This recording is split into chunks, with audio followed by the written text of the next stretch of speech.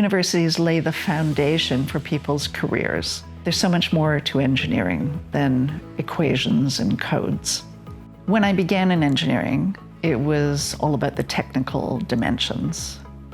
And it was only as I went further in engineering and much further in my career that I, again, recognized that the social dimension was extremely important. I'm proudest of the way that I have connected engineering to national needs, for broadening the vision for engineering through Engineers Without Borders, through the Masters of Engineering and Public Policy program, through my time at the National Science Foundation, but for the value from that I gave back to Canada and to the Ontario engineering profession.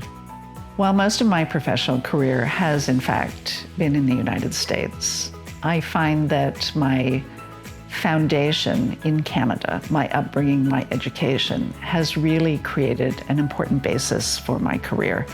And I have retained those connections also. And so this reconnection with University of Toronto is really another piece of my strong feeling about being a Canadian and being a University of Toronto graduate and of the School of Engineering.